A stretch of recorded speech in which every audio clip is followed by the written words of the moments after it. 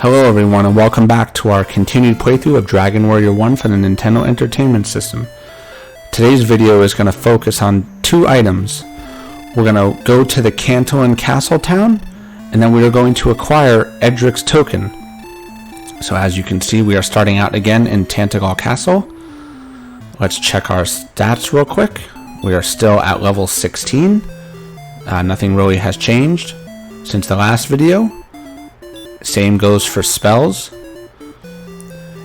and for items as well. For this particular video, Gwaelin's Love will come in handy to acquire Edrick's token, and I'll show you guys why in a little bit. So to get to the Cantlin Castle Town, we have to take a pretty significant walk where there are some pretty strong monsters.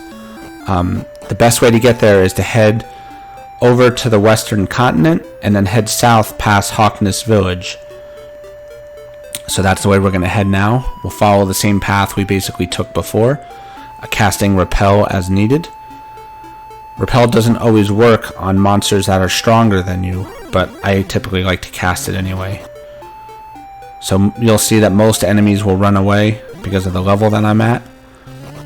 So the castle town of Cantlin has been around for a couple iterations of Dragon Warriors. It was in Dragon Warrior 3, as we all remember, is the prequel to this game. So the town is there in that game, but you'll find when you go to it that it's not a lot of people are living there and operating out of it. There are shops and everything, just like in this game, but no one's at them. So the town doesn't do a whole lot in that game in that regard, other than you can buy some things and it's a stopping point on your way to some other areas of that particular game. In this game, as we're aware, this is the sequel to Dragon Warrior 3 in terms of the timeline. So the town is a bustling town, and because we already have Edrick's armor, some of the stuff we're going to learn about while we're there isn't relevant anymore because we've already completed Hawkness Village. So when Hawkness was attacked by the Dragon Lord, the residents who weren't killed fled over to Cantlin Village, Castle Town, and basically stayed there and settled there. This includes the family of the armor shop owner. His grandson is in the town, and he mentions the location of Edrick's armor, which I'll show you guys when we get there. So we're just going to keep fighting our way. We're going to follow this desert through the mountain range. Demon Knights are fairly strong. I tend to run from these guys because they're hard to hit too. You'll find that you miss a lot, which you'll see in a second. They dodge quite often, so I'm just going to run from them. I'll try Stop Spell or Sleep too. Neither of them usually work on this guy. As you can see, he's very strong. So I'm just going to run. So we're going to keep healing myself as usual. Again, not having heal more makes this a tedious process, but it's required to keep me alive. So once we finish healing, we'll keep heading south and working our way over to the castle town. Now, guarding the castle town is a giant golem that protects the entrance. It was put in place by the residents to keep the Dragon Lord away. If you remember in Dragon Warrior 3, and if you talk to some of the people there, there's mention of them getting a monster to guard their town, but it hadn't yet happened. In this game, it has happened. So we have to defeat that golem to get into the town, and we actually have an item that will help us to use that and keep him asleep. So we just got to keep working our way up through this forest and follow the river, the ocean line, which now turns into a river. Knights are fairly easy. They're just usually 3-hit kills. They like to cast Stop Spell a lot, but it never usually works. So one more hit should do this guy in, and we can continue on. I'm trying to get as much gold as I can because buying the two items in the town of Cantlin are very expensive, which I'll get to shortly. So this bridge will take us to get Edrick's token, but we're not ready to go there yet. Star Wyverns are very strong. I suggest you always run from them if you're not on at least level 18 or 19 and have heal more. So we're just going to run from this knight, keep following this little river. We're going to run from the demon knight. So we're going to cross over this bridge and head south through this poison swamp. And here is the Cantlin Castle Town. Now, as soon as I step forward, we will fight the Golem. But we have the fairy flute in our possession. And the Golem happens to be very weak against it. It basically puts him to sleep, which allows you to heal when he attacks you. You can beat this guy at like level 10 if you could survive the walk here. But I typically don't even bother because the walk is so tedious. So if we use the fairy flute, you'll hear the little music and the Golem will fall asleep. Now he'll stay asleep until you attack him. So I'll show you that. As soon as you attack him, he wakes up and he'll immediately hit you. He'll do usually 25 to 30 hit points every hit. So we got to keep putting him to sleep. And then you can take your time to heal when you need to. But you just need to keep attacking him. It takes 3 or 4 hits to kill him. I'm going to heal after this. Use of the fairy flute just to play it safe. But I believe one more hit will kill him. So he's asleep again. I'm going to heal up once or twice. He won't wake up as long as you don't attack him. The same as most enemies. So I'm going to heal maybe one more time. Let's attack him after this. And that should do him in. So there we go. We have beaten the Golem. And now this is only a one-time thing. He will be dead forever. And you can come and go from this town as you please.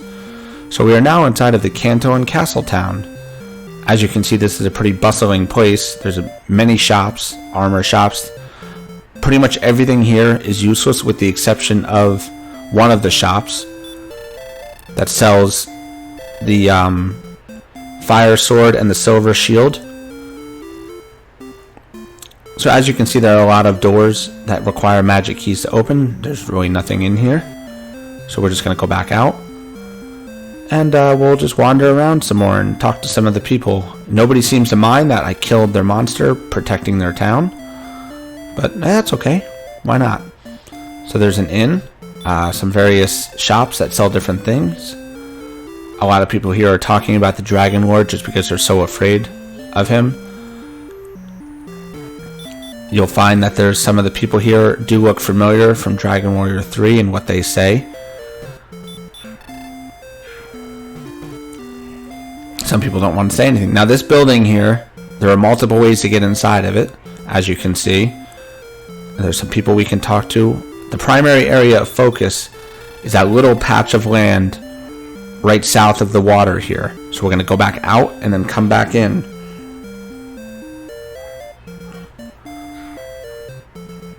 And then we're going to go south here. And we have to open these 2 doors. Now, this guy down here tells us the location of Edrick's token, which is an item that we need along with the Staff of Rain and the Sunshine Stones to trade for the rainbow drop. So it's 70 leagues to the south and 40 to the east. We'll just count leagues as steps. Gwaylen's Love tells us our location from coordinates south and east of Tantagal Castle. So that's where we need to use to find Edrick's token. So as you can see here, this just shop sells more armor and stuff like that. Really nothing of usefulness to us. Let's see what this guy sells. Nothing, he's just giving us some information. Let's see what this guy says. This is the gentleman who tells him, that mentions the location of the Edrick's armor. That's the guy's grandson. We've already got the armor because we remembered the location from the previous video. You could get all the way here without Edrick's armor, but I don't find a point in coming here until you're up to this point. This gentleman sells magic keys, as I recall. They get very expensive here, so I tend not to buy them. I do have 3 or 4 in my possession already. Let's see what this guy sells. So these are the 2 items that we want, the flame sword and the silver shield. I don't have enough money for either right now, so I will come back once I level up. The flame sword is a very good sword. It's the 2nd strongest sword in the game up until you get Edrick's sword, which is found inside of Charnock Castle. and the silver shield is the strongest shield in the game. So we can probably leave here now after we talk to some other people and head over to the south to get Edrick's token.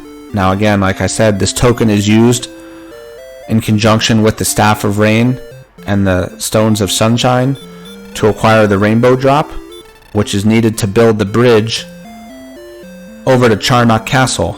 As you can see, we have Stones of Sunlight, Staff of Rain, Gwaelin's Love. There's really nothing I can sell here.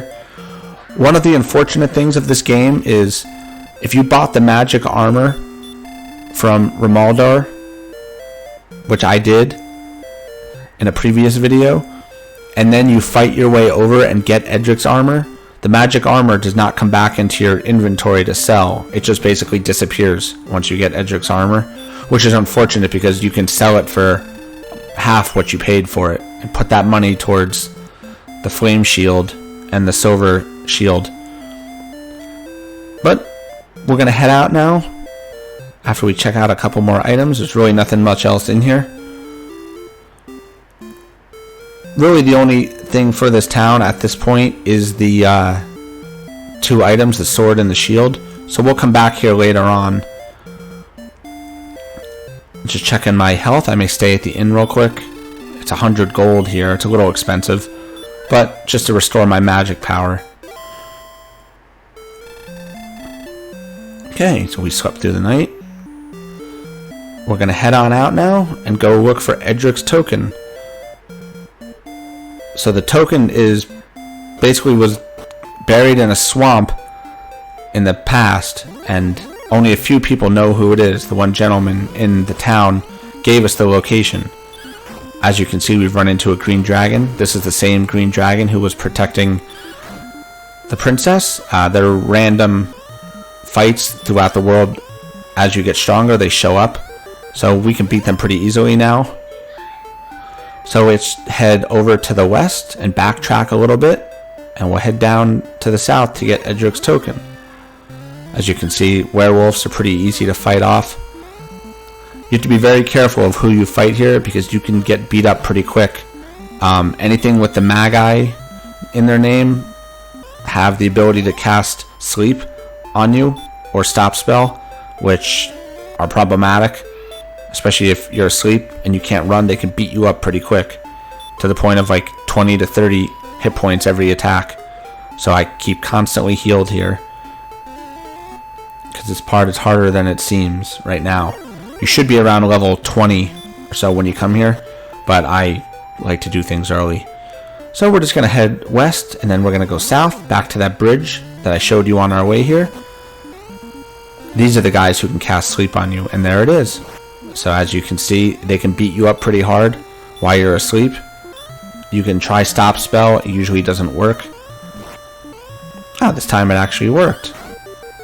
So now I'm going to fight this guy off because once they can't cast any spells anymore, you can beat them up pretty quick. I'm going to heal just for good measure. One more hit will kill him. But there we are. So I'm going to take the time to heal right now because I'm down to 18 hit points. One hit from anybody here could pretty much do me in. So we're just going to keep healing and head south. And this bridge we need to cross. And then as we get into the poison swamp, we'll use Gwaelin's Love to approximate our location in terms of steps from Cantlin Castle. And this item here is what helps us find the Edrick's token. So 61 to the north and 6 to the west. We need it to be 71 to the north and 40 to the west. So to get the numbers to change, you have to do opposite of what Gwaelin is telling you. So if you want the number for north, you have to go south. And if you want it to change west, you have to go east. So we're heading east and south. So right here, in between the mountain and the river, ocean I should say, is a good spot to stop. Let's check Gwaelin's Love again. You will find that it says we are 70 to the south and 33 to the west. So that means we need to go 7 steps to the east and search the poison, and we will find Edrick's token. So let's keep moving over. And here we are. So as you can see, we'll use Gwaelin's Love again. We are now 70 steps to the south, to the north, I'm sorry, and 40 to the west to get back to Cantlin Castle. So let's search the area, and there it is. You can again find this token earlier in the game if you just come here and search around if you don't know where it is, but I do highly recommend you have Edrick's armor, otherwise you won't survive very long with the enemies and the poison. So now we are going to cast Return and head back to Cantlin Castle. I'm not going to walk that far just because of the amount of time, and my magic pounce is a little bit lower than I'd like it to be. So let's go into the castle town of Breckenry and we'll save, stay at the inn, and then we'll go back into Cantlin Castle and save. So as you can see, this is one of the longer videos. Obviously Edrick's token is very important. In the next video, I will take you guys to the shrine on the southern continent to acquire the rainbow drop, which is the final piece we need to get to Charnock Castle. But I still need to get up some levels before we even venture in there, because the enemies in there are obviously very difficult.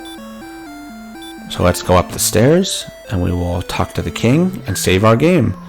Thank you everyone for watching this video. Please like and subscribe, and I will see you again soon.